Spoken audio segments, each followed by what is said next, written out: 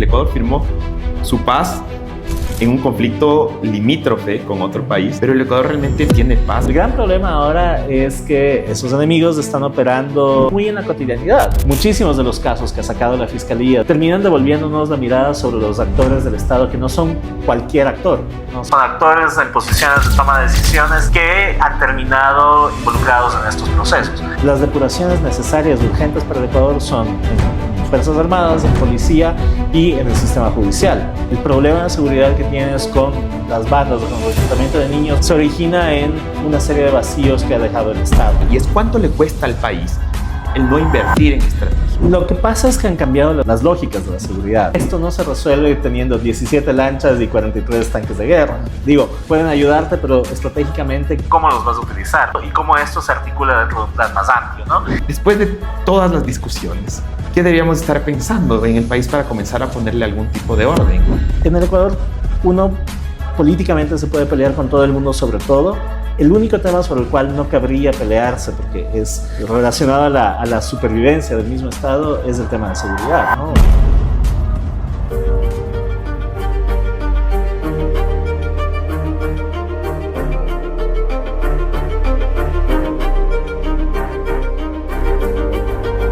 Y bienvenidos a el último capítulo, el quinto capítulo de Visiones Estratégicas, un espacio para hablar sobre seguridad y defensa y lo importante que pasa en el país. El día de hoy lo tenemos a Diego Pérez, quien nos está acompañando y además vamos a conocer más de él. Diego, bienvenido. Muchas gracias, Luis. Encantado. Bueno, yo estoy muy contento de compartir este espacio porque primero es el último capítulo.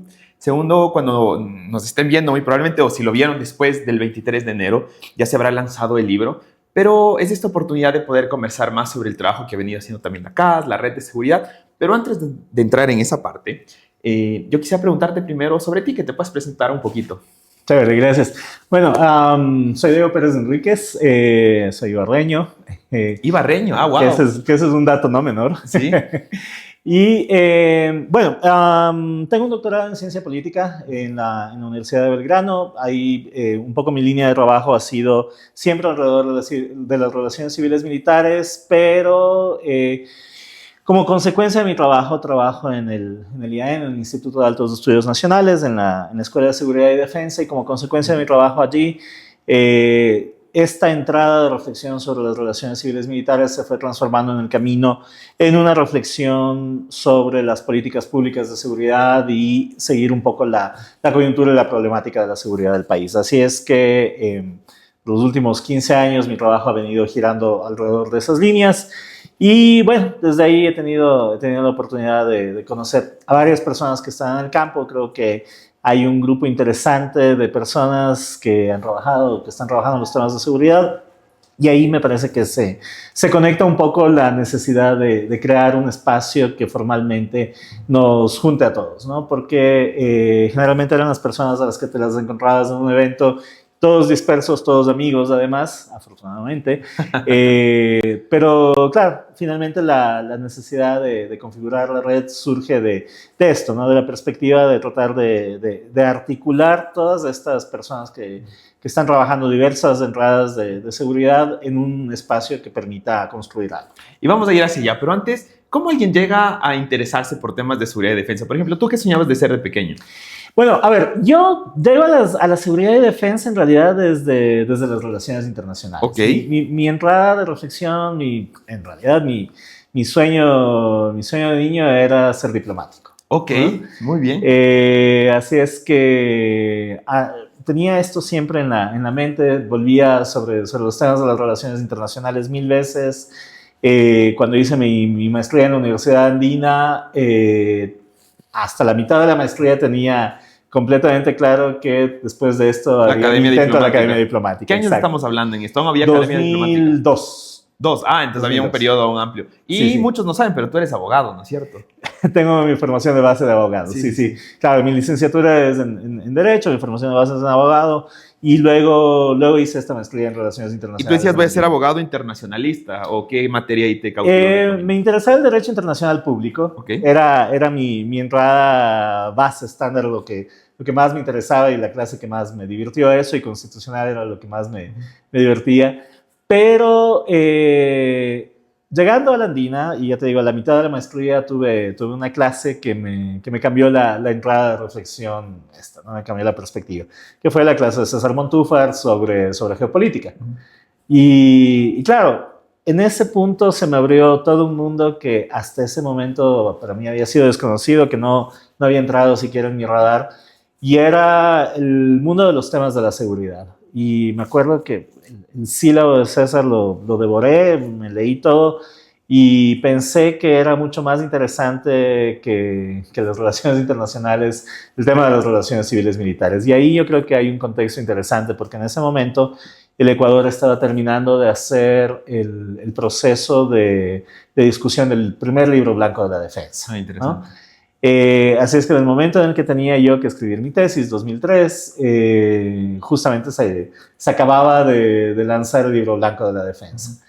Y para mí ese momento fue arrancar con una serie de curiosidades sobre cómo se construyó, por qué se construyó, quiénes eran estos seres misteriosos, los militares que estaban comandando esta construcción, que hasta ese punto yo no los había tenido muy dentro del radar, no entendía mucho su rol dentro del Estado. Y al ponerme a investigar para esto, descubrí una institución sumamente interesante en términos del rol dentro del Estado, de la capacidad política que tiene, pero además, claro, me llevó a cuestionarme mucho de la propia historia del Ecuador, ¿no? Cómo hay diferencias muy específicas para los procesos ecuatorianos versus aquellos que encuentras en el Cono Sur o en México o en Colombia, ¿no? Entonces fue esa impresión. Y bueno, entonces la CAS vuelve al Ecuador en el año 2022, si la memoria no me es ingrata.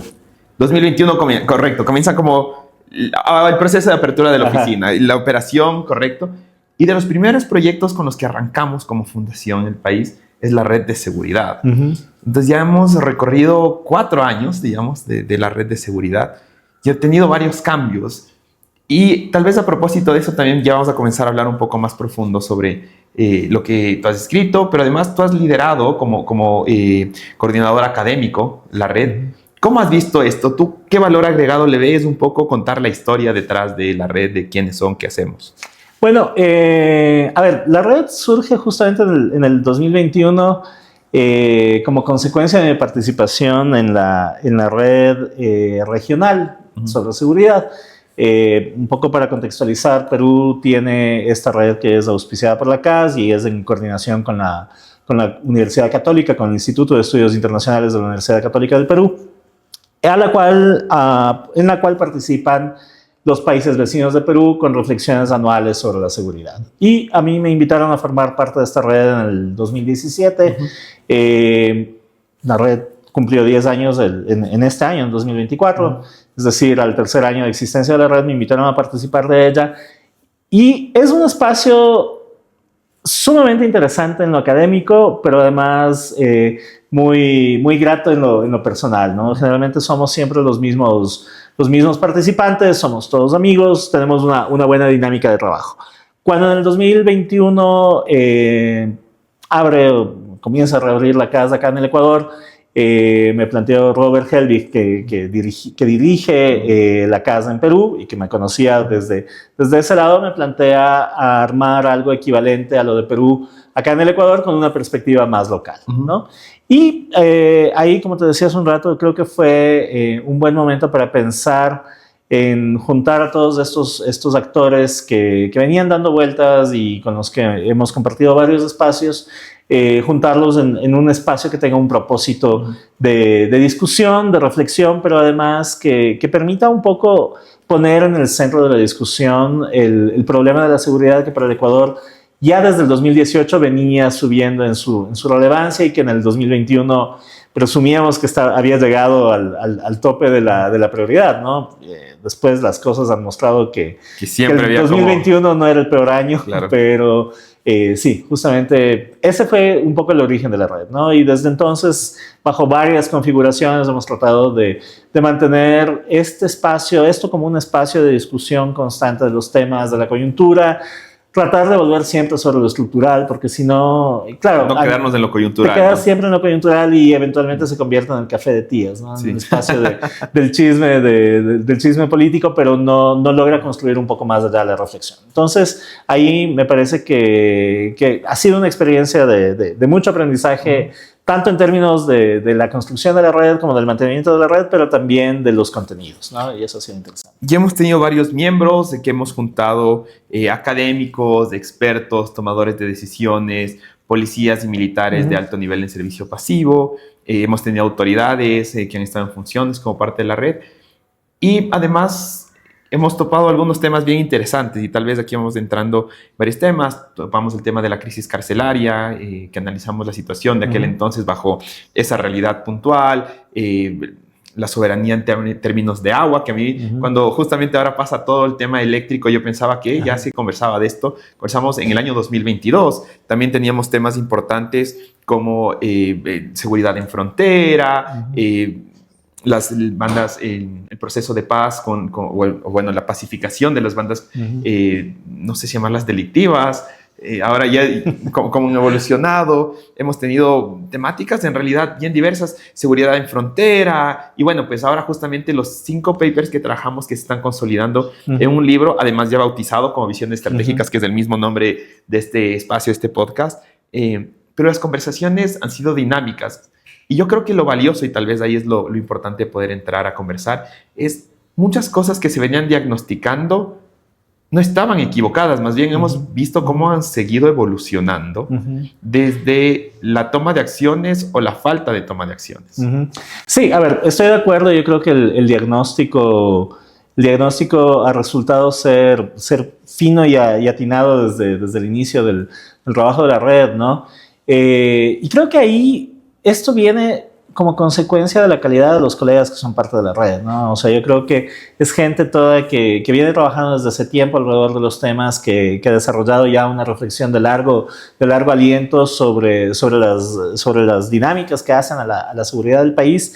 Y en ese sentido yo creo que ha sido un aporte sustancial ese tipo de reflexión, ¿no? Ahora, claro, con la seguridad los temas no se agotan, ¿no? Es como un árbol, o sea, tienes el tronco que es la seguridad de la etiqueta grande, pero luego tienes varias ramas que justamente pasan, y lo hemos descrito, sobre la seguridad del agua, hidrológica, y alrededor de eso también varios temas, ¿no? Cárceles, todo lo que ya has mencionado, pero además, y en esta última edición, en esta edición del libro, la del 2024, yo creo que tiene una reflexión muy interesante hacia el final, porque nos plantea también la perspectiva de la ciencia y la tecnología en esa dimensión más prospectiva, ¿no? Es decir, ¿cuán costosos pueden llegar a ser para un país como el Ecuador su falta de reflexión estratégica sobre los temas de la ciencia, de la tecnología y cómo la diplomacia puede insertarse en esos, ¿no? Luego, yo creo que hay varias miradas ahí que tienen que ver con lo histórico, con la forma como el país ha ido construyendo, pero también con el trabajo in situ, ¿no? de varias de las dinámicas criminales. Creo que ahí lo interesante de esta red ha sido lograr también encontrar una serie de balances entre quienes tienen una experiencia en posiciones de toma de decisión y quienes están arrancando en el campo de estudios de la seguridad, pero que tienen esta posibilidad de ir a meterse por 2 o 3 meses en un pueblo determinado que vive determinadas dinámicas de seguridad. Y esto yo creo que le termina dando un balance interesante en la red.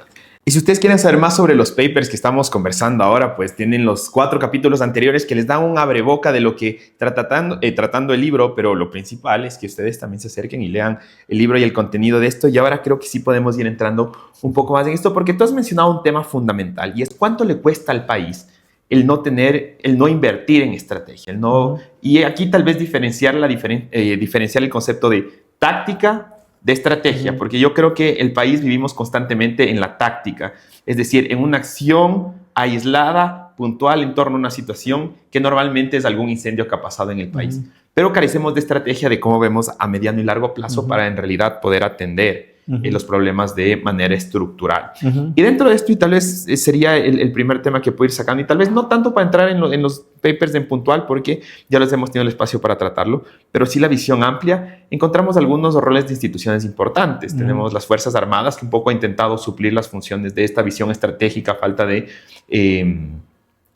objetivos o proyectos de Estado.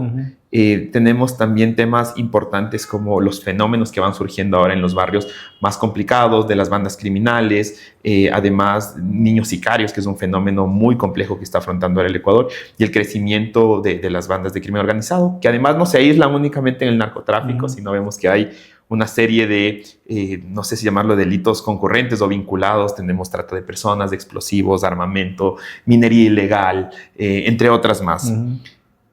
La reflexión es, después de todas las discusiones, ¿qué deberíamos estar pensando en el país para comenzar a ponerle algún tipo de orden? ¿Cuál sería un buen comienzo?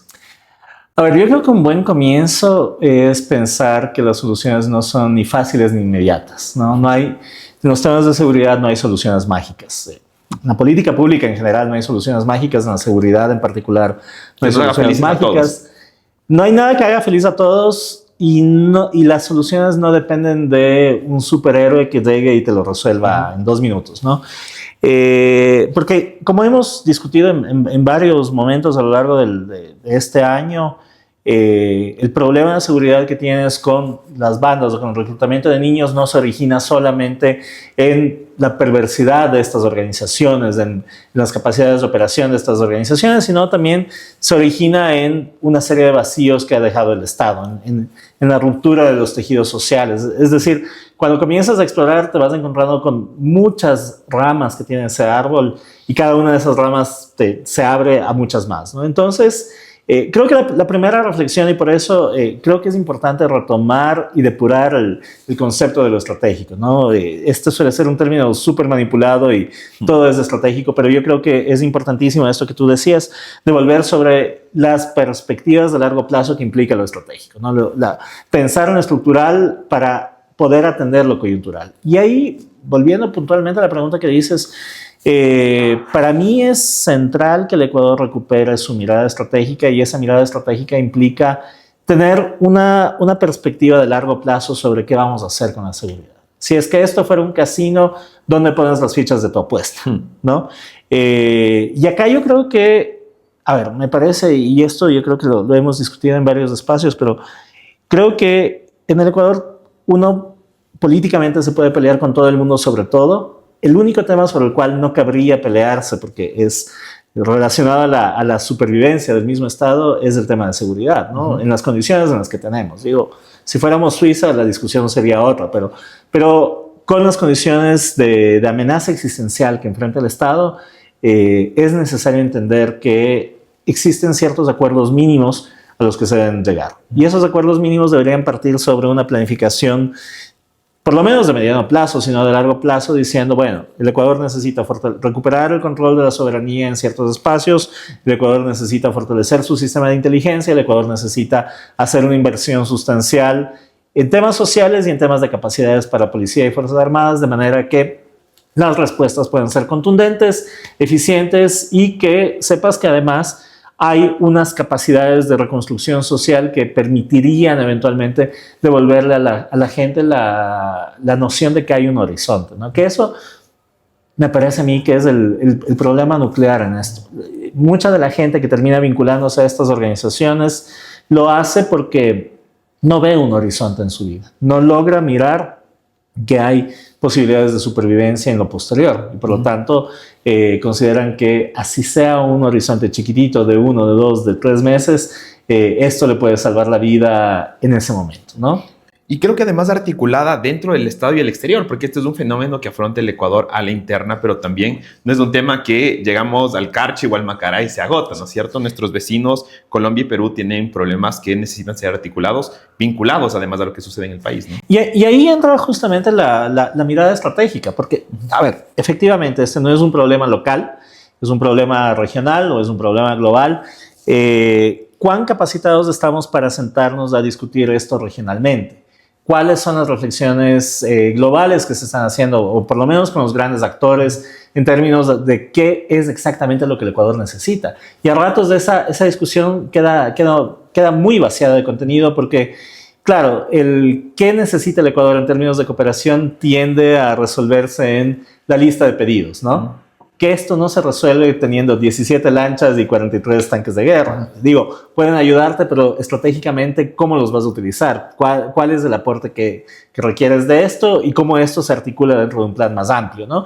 Y eso es un poco la discusión de política pública que siento que hace falta todavía, porque mientras no logremos tener una mirada de requiero mover tal dispositivo de seguridad a tal zona por tales razones para cumplir estos objetivos estratégicos, lo que vamos a seguir es, como ya decías, apagando incendios, ¿no? Y eso es un problema para el Estado porque todas las capacidades del Estado terminan dispersándose en atender la coyuntura.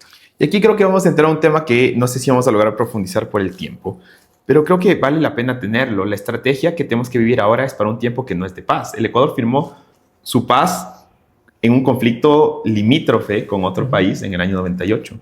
Pero el Ecuador realmente tiene paz ahora, es decir, no hace falta un conflicto limítrofe para pensar de que si hay paz o no. Sí, a ver, yo creo que lo que pasa es que han cambiado las dimensiones de la seguridad, las lógicas de la seguridad, ¿no? El Ecuador firmó el acuerdo de paz con el Perú, afortunadamente, y luego de un larguísimo proceso para terminar con un conflicto clásico, ¿no? Un conflicto westfaliano clásico donde las fronteras son los que marcan a los amigos enemigos. El gran problema ahora es que esos enemigos están operando acá, ¿no? Transnacionalmente, pero además están operando muy en la cotidianidad. Y uno puede pensar en una mirada en el perverso operador que está desde la cárcel comandando el sicariato de tal persona o la extorsión de tal otro grupo de personas, ¿sí? Pero también hay toda esta penetración en la economía, en la cotidianidad de la economía, ¿no?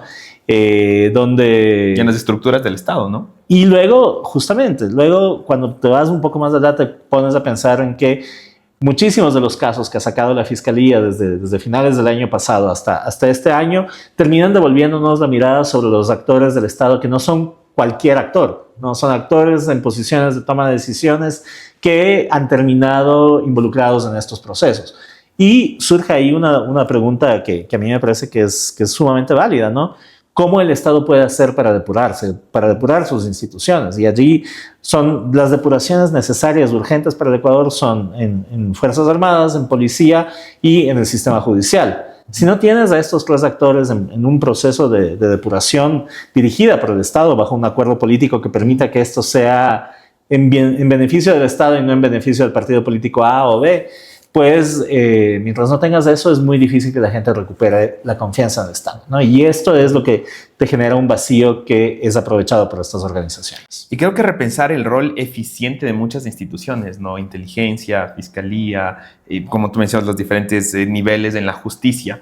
Pero aquí yo creo que cabe una reflexión muy importante, y es que el concepto base de la red es el concepto de la triple hélice, es decir, cómo juntamos en un espacio tomadores de decisiones, academia, sociedad civil, porque a veces se siente esta desconexión entre los tres. Y aquí creo que es una invitación a nuestra audiencia, y es que nosotros tenemos eventos públicos y privados. Tenemos los eventos privados, que es en el espacio cerrado, en donde se puede discutir ideas, conceptos, percepciones, datos, situaciones, y después, bajo esto se producen documentos, los cuales se presentan a la ciudadanía.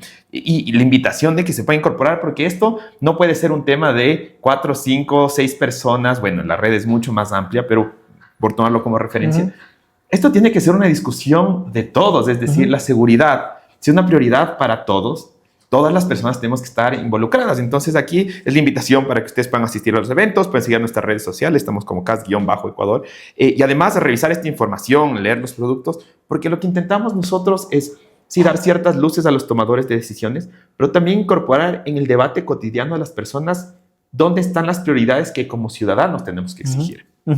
Sí, porque además hay evidentemente problemas de la seguridad que a veces uno no logra interpretarlos, ¿no? Creo que es importantísimo, por ejemplo, la reflexión desde los gobiernos locales, ¿no? Entender cómo estas visiones macro de seguridad terminan teniendo un impacto real, cotidiano, en la problemática de un gobierno local chico, ¿no? O mediano en una zona de frontera, por ejemplo. Entonces, o cómo la sociedad civil organizada siente esta cercanía o distancia del Estado, ¿no? Todas estas son reflexiones que yo creo que son sumamente válidas y que necesitan incorporarse, pero la única forma de lograr capturarlas es justamente consiguiendo este involucramiento de estos actores en estos espacios, ¿no? Y yo ahí más bien creo que la Casa ha desarrollado N iniciativas para tratar de lograr este vínculo. Creo que también es importante ahí lograr la vinculación de la gente, es decir, traer de vuelta a la gente a estos espacios, porque finalmente, por top que sea algún experto que podamos tener en la red, nunca la información es completa, nunca la información es perfecta, siempre hay vacíos, hay un sesgo de formación, hay un sesgo de conocimiento que impide conocer la totalidad de la realidad, ¿no? Entonces, ahí es sumamente importante lograr ese camino de regreso. Y con esto yo quiero entrar en la parte final, y es porque el país se siente ahora en una situación desalentadora. Cuando hablamos de seguridad, el sentimiento inmediato es decir, todo está perdido. Y yo más bien desde mi percepción creo que no está perdido. Es decir, si todos bajamos las manos y nos resignamos, estamos condenados a vivir lo que estamos viviendo y peor. Pero si todos nos comprometemos y comenzamos a trabajar y exigir a poner las prioridades de lo importante antes que lo urgente, muy probablemente vamos a tener un cambio progresivo, no inmediato, pero eventualmente a mediano plazo vamos a tener una mejor situación. Y con esto yo quisiera pedirte un pensamiento de cierre. A ver, la seguridad es una construcción comunitaria, efectivamente. No todo se puede resolver desde la centralidad del Estado, no todo se puede trasladar en términos de responsabilidad a la policía y las Fuerzas Armadas y que allí ellos resuelvan algo, ¿no? En realidad lo que se requiere es una vinculación, un involucramiento ciudadano para la construcción de la seguridad. Y es cierto, las instituciones tienen que cumplir las funciones dentro de los términos que estas tienen, sí, pero como ciudadanos, ¿qué hacemos, no? ¿Cómo aportamos a la seguridad como ciudadanos? Digo, a veces la pregunta más básica es, sé quién es mi vecino, sé cómo le puedo dar una mano a mi vecino en una determinada situación, y luego ya lo más macro es cómo mis dinámicas, mis realidades pueden aportar con ideas al tomador de decisiones, ¿no? Y aquí yo creo que también hay un rol importante de la ciudadanía en ejercer presión sobre los decisores para que sean consideradas una serie de problemas que probablemente enfrentan en la cotidianidad y que no terminan visibilizándose en el gran marco de la política pública, ¿no? Ese creo que es el reto y creo que esa es la responsabilidad de nuestro involucramiento ahí. Y con todos, esto ha sido Diego Pérez, nuestro coordinador académico de la red de seguridad, además autor dentro del libro y un buen amigo de la casa. Así que agradecerte mucho, invitarles a quienes nos están viendo a leer el libro, a seguirnos en redes sociales y sobre todo a estar pendiente porque recordemos que la democracia y la seguridad es responsabilidad de todos. Hasta una próxima ocasión.